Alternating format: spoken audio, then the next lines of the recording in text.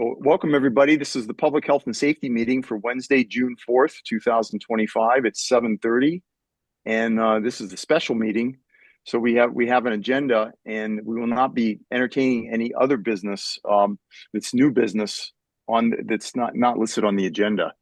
I'd like to call the meeting to order. The first item on the agenda is to discuss and vote on acceptance of a Sedan gift valued at $45,000 from At Home in Darien. So I'll go ahead and give you just a quick little background on it. This actually is very similar to what we voted on last fall for it was a passenger van. This is a sedan. It's replacing a 2015 also a sedan that has 100,000 miles on it. It currently requires approximately $6,000 in repairs. That's an estimate from the dealership. Vernal's, they checked it out and they said they could do it for a little bit less. But Brian, who is the town mechanic who we've dealt with before with fire engines, he recommends not doing anything to it. He said it's just beyond. It has 100,000 miles. He said are hard miles. He said it's like having 250,000 on a regular car, and it's kind of similar to how the police view their vehicles. You might look at a police vehicle and say, oh, it's relatively low miles, but they're hard miles. There's a lot of idling where the car's not moving and that kind of stuff.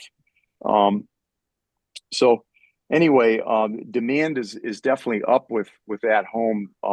They currently are estimating about 4,300 rides a year, and they estimate that at the end of this year it's going to be approximately 5,000.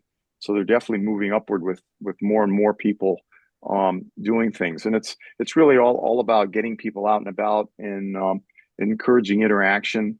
They're not just going to say doctor's appointments. They're going to movies, out to dinner. Seniors are being driven to the library for daytime events, for evening events. There's a lot of good stuff going on. The gift from the Darien Foundation is $40,000.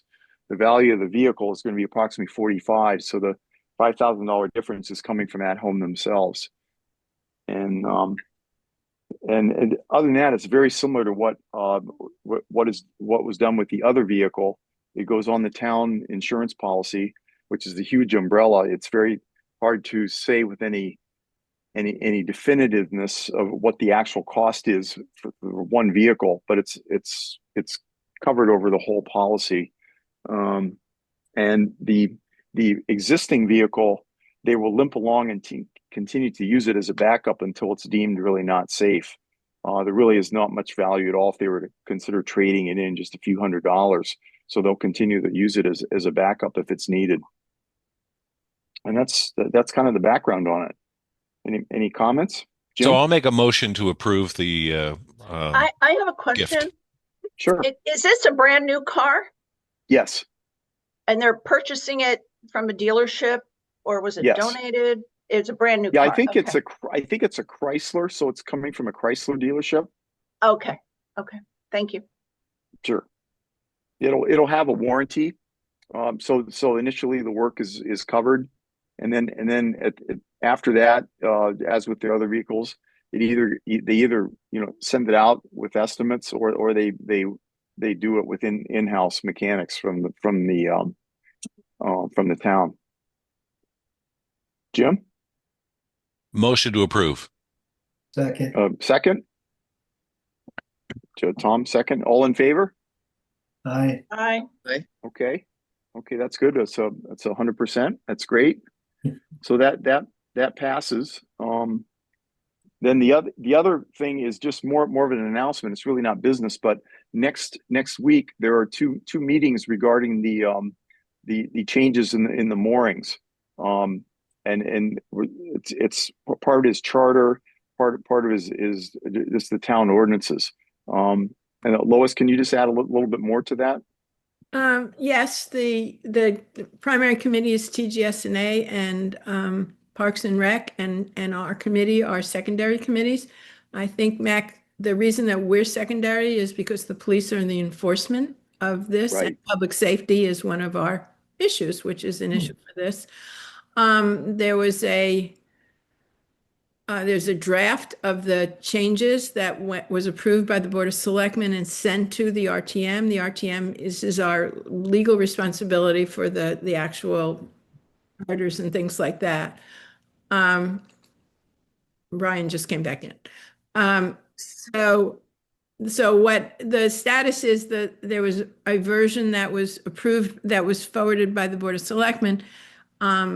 There were some edits to it that have not been included. It was done by Frank Kemp, and most of them are just wording and things like that. So the status is that, and we need a public hearing, and that's been notified to the newspapers and things like that. So there's two parts to it. The Tuesday meeting is a Q&A. It's at 7:00 in Town Hall.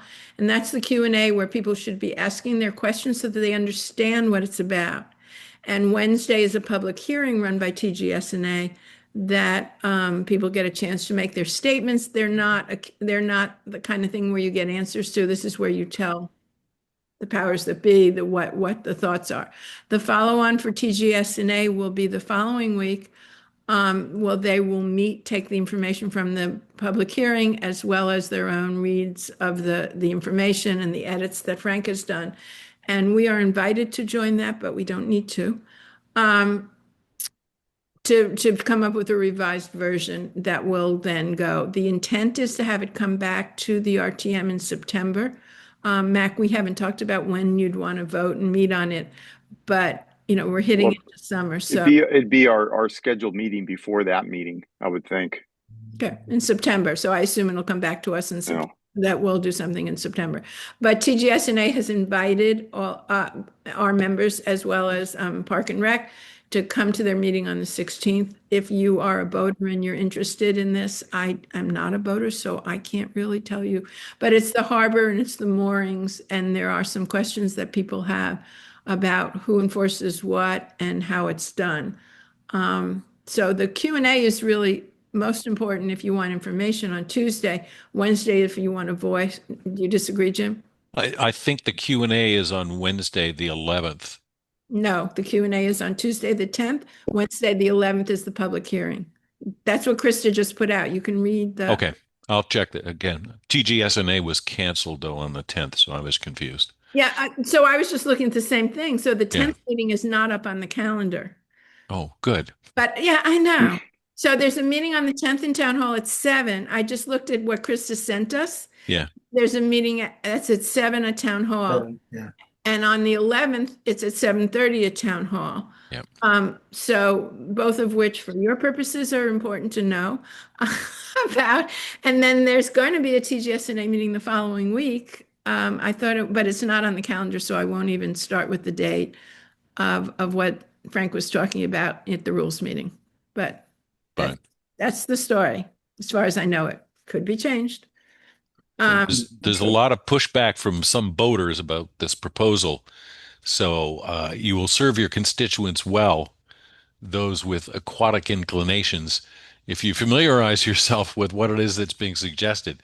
I mean, I think on the first pass that I looked at it, it was like calculus. I have no idea what you're talking about here. So, but some of the boaters are concerned. Well, and I think we're being asked to be involved in merely because the police patrol the harbor and then go through the harbor to get out to Long Island Sound. And I think that's kind of our angle. Yep. And there's some additional assignment of thing, but as far as I've learned, and I'm not sure this is accurate, but the people, they're not paid positions, they're just noted, they're just designated positions for a harbor the harbor master exists, but an assistant or a constable or some other role. So I think that if anyone has any interest, I think attending Tuesday is useful, or watching it on Channel 79. Thank you. Yeah. Yeah. Well, that's good. Park and Rec has, I know they've had some discussion, and you're right, Jim, the people that are involved with the moorings and the things like that have some strong opinions on what it says and what it doesn't say. So I don't know if any of you all are involved in that part of our town. Well, I think there's some issues with if you have a mooring, you are to be a Darien resident and noted. And I think there's been sharing of moorings over the years. So somebody moves away, all of a sudden the mooring is controlled by somebody who lives in another community. It could be close by, it could be in another state. And I think they want to tighten that up. I had a mooring for probably 10 years, and then I sold the boat. So they did. I thought they checked the registration of the boat, so the boat had to be registered to someone in Darien and be on the list. So it'd be interesting to hear how that came about, unless there's a way of kind of registering the boat in Darien and not being a resident. I don't know. So Tom, was your boat part of the Darien Boat Club, or was it part of because I think there are moorings outside of the Darien Boat Club, right? Yes, along the back there's moorings. No, mine was a town mooring, but I was and am a member of the boat club. Well, Tom, there's no statute of limitations. So if you did something wrong, they can still go after you.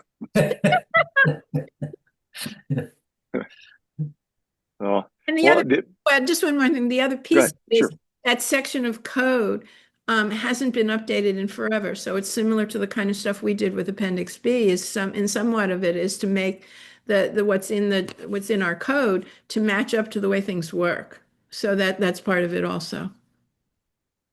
The Advisory Commission on Coastal Waters, which drafted this, spent a lot of time going over it. So it behooves us well to understand what they came up with and where the pushback might be. So watch TV 79.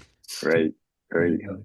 Well, thanks, Lois, for that. The only other little announcement I have is also on June 10th at 5 o'clock is the quarterly advisory board of health meeting, and I'm kind of interested. I'm on that, and I'm kind of interested because we haven't had a meeting. The last one was canceled, so I'm curious, kind of what's going on. There's a lot of projects that have been put out there, and I'm just curious, if the money is still there.